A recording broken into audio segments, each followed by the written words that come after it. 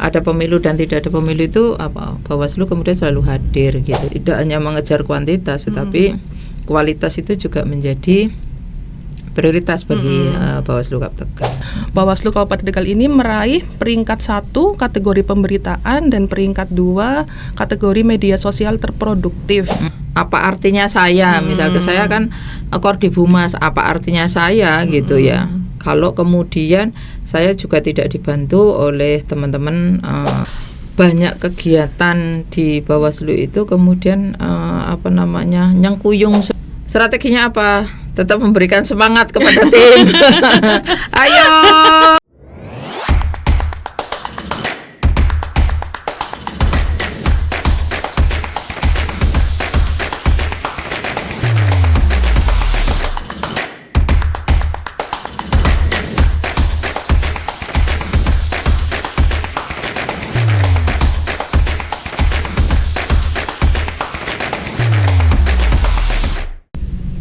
Assalamualaikum warahmatullahi wabarakatuh. Halo sahabat Bawaslu dimanapun Anda berada, kembali lagi dalam podcast Bawaslu Kabupaten Tegal. Nah sahabat Bawaslu, bersama saya Rizka Fitriani, staf Bawaslu Kabupaten Tegal yang akan memandu jalannya podcast pada hari ini. Nah sahabat Bawaslu, apa tema kita pada podcast kali ini? Tema kita kali ini yaitu tentang tren media sosial sebagai ajang publikasi kinerja Bawaslu Kabupaten Tegal. Nah, langsung saja di samping saya sudah ada narasumber dari anggota Bawaslu Kabupaten Tegal, Divisi Pencegahan Parmas dan Humas. Selamat siang Ibu Sri Anjarwati. Selamat siang Mbak Rizka. Bagaimana kabarnya Ibu? Alhamdulillahirabbil alamin. Baik Ibu, mohon izin boleh terlebih dahulu menyapa sahabat Bawaslu yang ada di luar sana Bu? Boleh. Bismillahirrahmanirrahim. Assalamualaikum warahmatullahi wabarakatuh. Halo sahabat Bawaslu dimanapun sahabat Bawaslu berada. Saya Sri Anjarwati, anggota Bawaslu Kabupaten Tegal, Koordinator Divisi Pencegahan Parmas dan Humas, akan memberikan sedikit informasi bersama host kita hari ini Mbak Rizka. Baik Bu, ini kan kita membicarakan tentang tren medsos ya Bu, sebagai publikasi kinerjanya Bawaslu Kabupaten Tegal. Nah, menurut Ibu sendiri ini tren media sosial saat ini itu seperti apa Bu? Oke. Tren media sosial atau medsos saat ini luar biasa booming ya. Kalau boleh dibilang saya kan era generasi apa ya saya itu ya, kelahiran tahun berapa saya dibandingkan dengan sekarang ya kan, perbandingannya sungguh luar biasa. Sekarang itu teknologi semakin maju, semakin pesat, dunia IT itu sudah luar biasa gitu ya. Tren saat ini untuk di media sosial kita, apalagi dengan kegiatan-kegiatan Bawaslu yang di non tahapan ini harus terekspos, itu jelas harus bisa memberikan edukasi kepada masyarakat. Masyarakat harus bisa melihat melalui media sosial itu, ya kan. Mana sih sekarang masyarakat yang tidak bermain dengan gadgetnya kan? Semua orang sekarang hampirlah semua orang mempunyai media sosial dengan gadgetnya masing-masing kan begitu ya. Sehingga menurut saya tren media sosial sekarang itu ya sangatlah maju. Sekarang ada postingan di media sosial itu yang banyak banyak diakses oleh masyarakat. Iya. Saya yakin sahabat Bawaslu juga dalam hal bermedsos itu pasti tidak hentinya gitu ya. Orang setiap hari, setiap detik, setiap itu masih ribut mana cari handphonenya yang sangat canggih, entah yang dibuka itu apa aja itu kan, bermedia sosialnya itu. Nah, yang tren saat ini kan konten-konten yang yang menarik itu, yang gampang dicerna dan menjadi idola ya, konten video pendek itu ya. Entah apapun informasinya, tapi itu salah satu menjadi tren juga. Kemudian live streaming, kemudian yang tren sekarang lagi adalah AI gitu kan. Itu juga banyak digemari. Kemudian kegiatan kita hari ini, podcast kita hari ini kan sudah membooming sekali kan, dalam memberikan informasi, edukasi kepada masyarakat kan begitu. Itu menurut saya Mbak Rizka dan sahabat Bawaslu. Ya baik Bu, bisa dijelaskan secara singkat Bu, media sosial apa saja sih yang ada di Bawaslu Kabupaten Tegal? Oh oke. Kalau di Bawaslu Kabupaten Tegal, setahu saya platform medsos kita itu ya cukup banyak ya.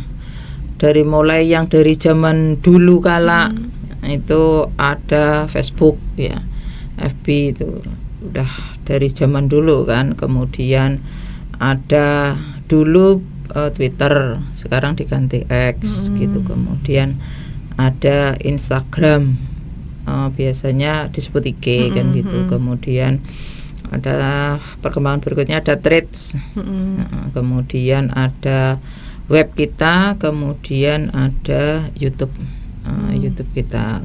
Itu media sosial yang dipunyai oleh Bawaslu Kabupaten Tegal yang digunakan untuk memberikan informasi dan edukasi kepada follower-followernya. Sehingga kita berharap ya, Bawaslu berharap dengan tayangan kita hari ini dan yang sudah-sudah, maka diharapkan sahabat Bawaslu itu bisa memfollow akun-akun media sosial Bawaslu Kabupaten Tegal, sehingga informasi apapun yang disampaikan itu kemudian bisa dilihat oleh semua follower dari akun media sosial kita, gitu Mbak Rizka. Ya Bu, ini kan sudah mulai masuk ke Agustus ya Bu. Nah ini saya ingin bertanya, kira-kira publikasi konten di bulan Juli itu berapa banyak Bu? Bisa diceritakan? Kalau bulan Juli ya cukup banyak ya. Dari di bulan-bulan berikutnya sebenarnya sudah cukup banyak gitu. Tapi kita berusaha setiap bulannya itu trennya itu naik gitu ya. Kita tahu di masa non tahapan ini sebenarnya kita ingin memberikan informasi dan edukasi kepada masyarakat bahwa ada pemilu dan tidak ada pemilu itu Bawaslu kemudian selalu hadir gitu ya. Lah taunya dari mana gitu? Kalau ada tahapan pemilu kan tahu nih, misalkan ada kegiatan kampanye gitu kan, Bawaslu hadir nih mengawasi gitu supaya tidak terjadi pelanggaran gitu kan. Nah kalau tidak ada tahapan, nah ini kita menginformasikan ada tahapan, nggak ada tahapan, Bawaslu itu hadir di tengah-tengah masyarakat kan begitu ya. Nah untuk kaitannya postingan itu kita selalu berusaha memberikan informasi dan juga kepada masyarakat itu selalu nambah. Hari ini apa postingan yang bisa kita sampaikan gitu ya. Misalkan hari ini gitu, kita hari ini upload misalkan 2 di semua platform medsos, makanya kalau bisa diusahakan kemudian besok itu 3. Tetapi perlu diingat, kita tidak hanya mengejar secara kuantitas saja, tetapi kualitas itu juga nomor 1 gitu. Jadi apa yang kita suguhkan kepada masyarakat itu tidak yang terpenting yang penting jumlahnya akeh. Tapi kita juga melihat postingan kita ini masyarakat ngerti maksudnya enggak sih gitu. Kalau enggak kan di situ juga ada disediakan komen untuk bertanya atau misalkan berkomen kan begitu Mbak Rizka. Nah kalau dibilang jumlah gitu ya, jumlahnya cukup meningkat ya. Kemarin kita di bulan Juli videonya aja ada 14. Kemudian di web itu antara ya mencapai 100 ya. Kemudian di platform lainnya itu ada FB, IG, kemudian X, Threads itu sekitar ada 130-an, 137. Nah, lumayan banyak itu tidak dalam rangka sebenarnya ngejar target, tidak, tetapi memang itu ada sesuatu yang memang harus kita sampaikan kepada masyarakat. Ingat, tidak hanya mengejar kuantitas, tetapi kualitas itu juga menjadi prioritas bagi Bawaslu Kap Tegal. Mungkin gitu Mbak Rizka. Iya Bu, ini kan di Bawaslu Provinsi sedang ada mulai bulan Juni kemarin ya, sedang ada tentang rakor tentang penilaian evaluasi kehumasan. Nah di tanggal 31 kemarin Bawaslu Kabupaten Tegal ini meraih peringkat 1 kategori pemberitaan dan peringkat 2 kategori media sosial terproduktif. Nah bagaimana perasaan Ibu atau responnya dari Ibu sebagai Kordif Humas sendiri Bu? Oh ya, kalau saya melihat, menyaksikan, mengikuti kegiatan rakor evaluasi kehumasan secara Zoom gitu. Ya, yang jelas ya surprise gitu loh. Kenapa gitu? Memang sebelumnya kan kita belum pernah masuk, ya, belum masuk. Bulan Juni itu kan nyaris, nyaris karena yang diambil top 5 sehingga kita nggak dapat meskipun nyaris gitu. Tapi kemudian kaget saya itu luar biasa. Apa artinya saya? Misalnya saya kan Kordif Humas, apa artinya saya gitu ya? Kalau kemudian saya juga tidak dibantu oleh teman-teman sekretariat yang bisa membantu produktivitas yang sangat luar biasa sekali ya. Semua semua bergotong royong, semua berjibaku, semua mencurahkan gitu ya, fokus bahwa banyak kegiatan di Bawaslu itu kemudian nyengkuyung semua untuk mendokumentasikan ini. Kemudian setelah dokumentasikan itu dipoles lah ya, diedit supaya kemudian tayangan itu menarik gitu kan. Setelah tayangan itu menarik, kemudian kita sampaikan itu informasi kepada para sahabat Bawaslu itu gitu ya. Kalau perasaan ya wis luar biasa gitu ya. Yang jelas ya kaget, tidak menyangka gitu kan, karena dari 35 kabupaten kota itu semuanya kan saya yakin 35 kabupaten kota itu kemudian semua juga berusaha semaksimal mungkin untuk bisa menjadi yang terbaik gitu ya. Apalagi ini pemberitaan kita sampai dengan yang nomor 1 itu pemberitaan kita itu sampai 90 berapa gitu ya. Kemudian untuk yang di sosmed gitu ya, kita juga cukup lumayan banyak kan, 590 berapa kan gitu. Itu juga nggak main-main. Saya yakin ini upaya kerja keras dari keluarga besar Bawaslu Kap Tegal itu juga menunjukkan bahwa Bawaslu itu ada kegiatan loh gitu loh. Bawaslu itu ada kerja ini loh, kita tunjukkan melalui ini. Kalau bilang mungkin tidak semua orang kemudian berpikiran positif ya. Kadang-kadang ada apa sih begini aja kok. Kan semua kita tidak bisa memaksa orang harus berpikiran positif gitu ya, yang namanya juga manusia. Tapi sebenarnya ini loh kerjanya kita sebagai penyelenggara pemilu, dalam hal ini adalah pengawasan kayak begitu. Kita tunjukkan kita itu kinerja, ada pemilu nggak ada pemilu, kita itu bekerja loh sesuai dengan regulasi yang ada begitu. Sehingga kita berusaha semaksimal mungkin gitu loh. Tapi kalau kemudian saya sebagai koordinator divisi, sebenarnya hanya sebagai koordinator memberikan arahan di semua Bawaslu, ada 5 pimpinan, dari 5 pimpinan gitu, ada 4 divisi, ada 1 ketua. Itu saya yakin semua memberikan arahan yang terbaik gitu loh. Harus begini loh, harus begini, harus begini.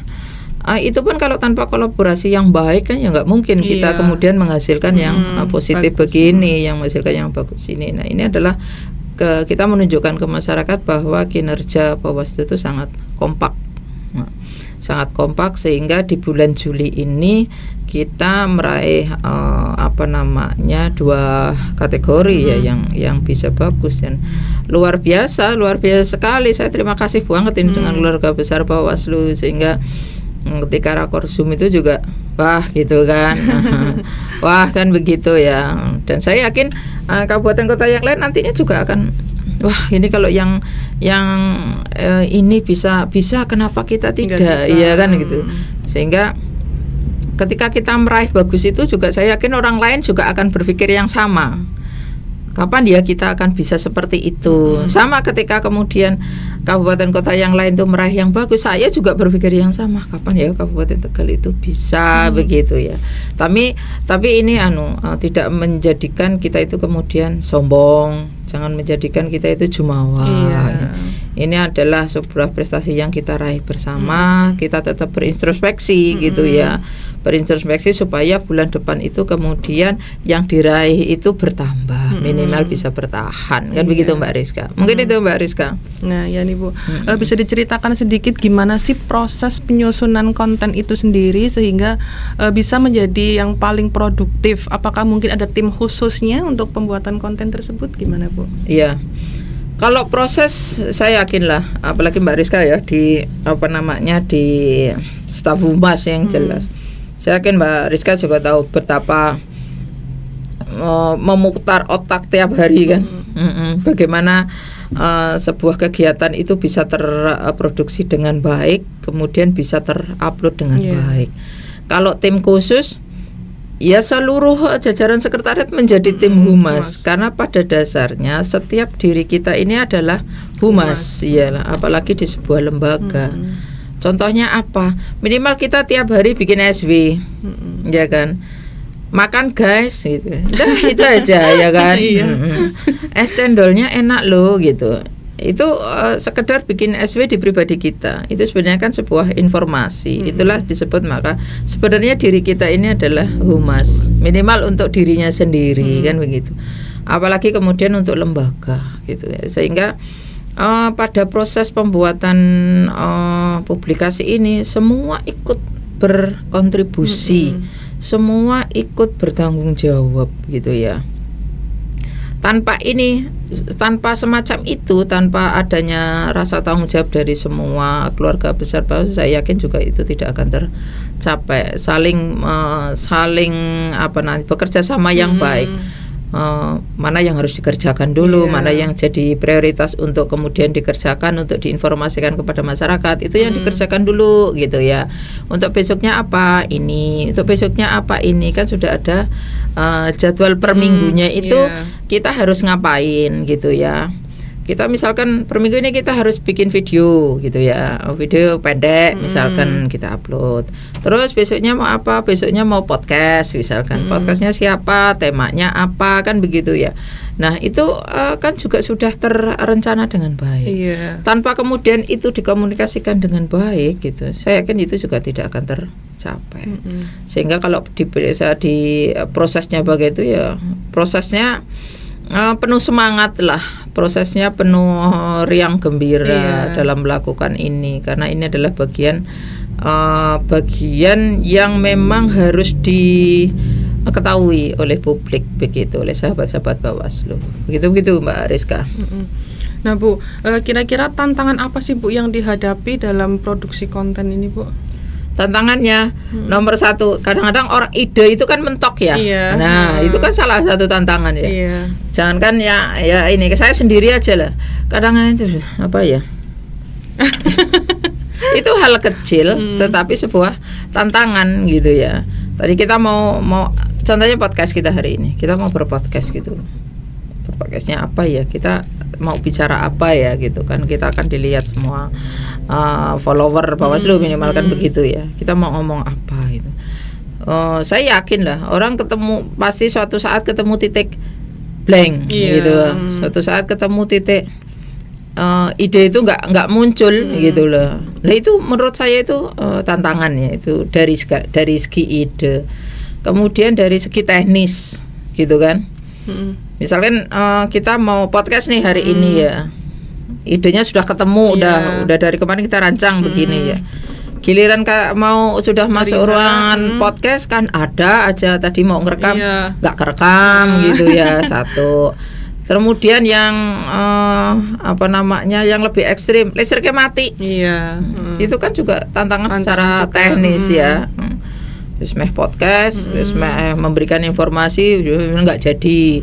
Ya kalau misalkan matinya sebentar, kalau lama sampai mengundur waktu, nah itu kan juga salah dua menjadi tantangan kita. Ya, yang ketiga kemudian apa? tim gitu ya. Timnya masih nanti dulu, masih ini dulu. Yang satu benerin ini, yang satu benerin ini gitu. Karena saya yakin tim ini juga kemudian tidak mau asal-asalan, pengennya sesuatu ya bagus gitu ya. Menyajikan sesuatu itu yang indah gitu ya. Itu mengompakkan tim itu juga menurut saya ya tantangan gitu. Hal-hal kecil itu yang menurut saya juga tantangan yang perlu kesadaran dari diri kita sendiri. Ini itu perlu persiapan ini ya. Ini itu perlu hal-hal yang seperti ini itu perlu kita kondisikan dari awal. Mungkin kalau menurut saya itu ya tantangannya begitu. Atau kadang-kadang misalkan sudah jadi nih produk video pendek aja, sudah shoot bagus, sudah di-editing gitu. Giliran mau upload lemot misalkan, itu kan juga menurut saya tantangan ya. Apa sih yang membuat lemot? Apakah softwarenya, kemudian apakah hardwarenya, ataukah kemudian aplikasinya, ataukah wifi-nya, kan begitu-begitu yang hal kecil tapi menjadikan besar. Mungkin itu Mbak Rizka. Ya, kemudian ini kan Bawaslu Kabupaten Tegal sudah meraih penghargaan ya Bu ya, masuk di 5 besar. Kira-kira strategi apa nih Bu untuk mempertahankan produktivitas itu sendiri supaya nggak turun? Strateginya apa? Tetap memberikan semangat kepada tim. Ayo, jangan kendor gitu ya. Ayo, hari ini berapa? Ya. Hari ini bisa bikin postingan misalkan ada minggu ini di saya bikin video ada 5-6 gitu ya. Jangan sampai berkurang, kalau bisa bertambah. Ya sudah, akan kita cari ide gitu ya.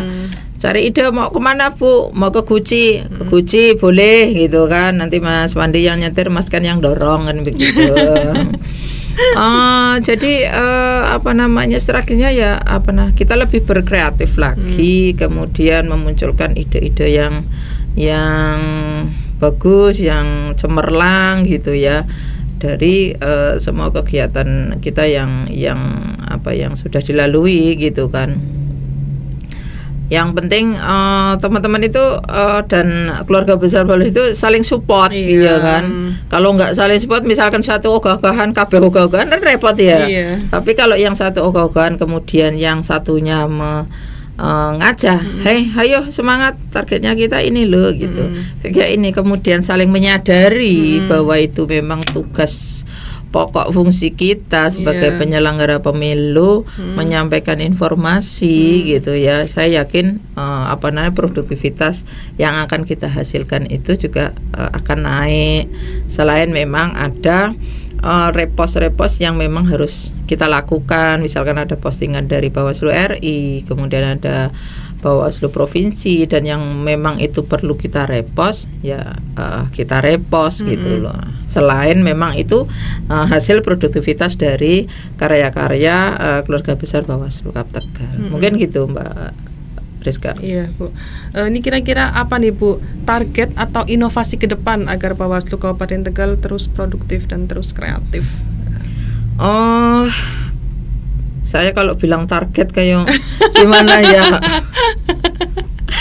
Jadi kalau saya ini mengalir sesuai dengan yang sudah kita, kalau target kita itu sebenarnya kan ada di timeline kan. Timeline kita itu yang contohnya nih, timeline kita itu bahwa setiap minggu ada podcast jadi selama sebulan itu podcast kita bisa 4-5 kali gitu. Itu salah satu. Nah itu kan target sebenarnya, sampai nanti di akhir tahun 2025 ada sekian podcast kita. Nah target ini kalau bisa jangan sampai kurang gitu loh. Artinya kalau tiap minggu ada podcast, siapapun Bapak Ibu pimpinan yang memberikan informasi itu kemudian tidak kosong gitu. Ditambah nanti ada podcast yang kemudian surprise gitu ya. Misalkan ada pimpinan dari provinsi atau RI gitu datang, kemudian kita ada ajak podcast, atau ada dari teman-teman soswatif gitu ya, yang kader-kader soswatif kita ada misalkan SKPP, ada P2P gitu yang mau, kemudian dari lembaga yang lain yang mau, itu kan juga menambah ya dari target yang sudah ada. Itu misalkan podcast, kemudian soswatif, Goes to School, Goes to Kampus gitu ya. Itu kan sudah ada semua. Yang penting yang sudah kita template-kan itu bisa terlaksana semua, maka targetnya tercapai kan begitu. Nah, di luar yang sudah ditemplate ada tambahan-tambahan yang kemudian itu muncul dari ide-ide, entah itu dari pimpinan, entah itu dari Kasek, dari Kasubag ataupun teman-teman sekretariat, itu adalah menambah dari target timeline yang sudah disediakan. Nah, yang terpenting apa yang sudah ditemplate itu dikerjakan. Nah, itu menurut saya target yang sudah terencana. Di luar rencana itu menambah, kan menambah. Begitu. Nah, hal-hal yang seperti itu saya yakin dan itu menjadi continue gitu ya. Dalam hal pemberitaannya saya yakin juga akan menambah apa yang ada di uploadan yang ada di medsos kita gitu, mungkin Mbak Rizka. Nah, Bu, ini yang terakhir nih, Bu. Tidak terasa waktunya juga sudah ini. Nah, yang terakhir bisa sebagai closing statement juga nih ya, Bu ya. Kira-kira apa sih pesan dari Ibu kepada masyarakat untuk terhadap media sosial Bawaslu Kabupaten Tegal ini, untuk mengikuti media sosial kita. Iya, baik, sahabat Bawaslu dimanapun Anda berada, yang ikut menyaksikan kegiatan podcast kita dari tiap minggu ke minggu ataupun di lain harinya, ikuti terus, follow semua akun medsos kita gitu ya, kemudian berikan masukan. Silahkan berkomen yang baik dan sopan, berikan masukan yang positif bagi Bawaslu Kabupaten Tegal. Dan untuk sahabat Bawaslu di luar sana, jika menggunakan medsos, gunakan medsos dengan baik, sehingga tidak kemudian memberikan informasi yang kategorinya itu adalah berita bohong, misalkan ujaran kebencian gitu. Jadi berbijaklah menggunakan media sosial. Mungkin itu Mbak Rizka. Ya, kemudian sedikit menambahkan juga jangan lupa untuk mengikuti akun media sosial Bawaslu Kabupaten Tegal. Biar tahu nih update apa aja sih di Bawaslu tuh, ngapain aja setiap harinya. Ada nggak apa aja sih medsosnya sudah di ini belum atau disampaikan Mbak Rizka? Ya, baik, di medsos kita di Bawaslu Kabupaten Tegal itu ada Facebook, Instagram, TikTok, Threads, kemudian X, web dan YouTube. Nah, baik Ibu, kayaknya waktunya sudah mepet ya, Bu. Sudah cukup. Sudah cukup untuk hari ini. Terima kasih untuk waktunya ya, Bu ya. Sama-sama Mbak Rizka. Informasinya sangat bermanfaat sekali. Semangat Mbak Rizka. Ya, semangat terus Ibu. Nah, baik Bawaslu Kabupaten Tegal, baik sahabat Bawaslu, demikianlah podcast kita pada hari ini. Mohon maaf apabila banyak salah-salah kata. Saya mohon undur diri. Akhir kata, wassalamualaikum warahmatullahi wabarakatuh. Waalaikumsalam warahmatullahi wabarakatuh.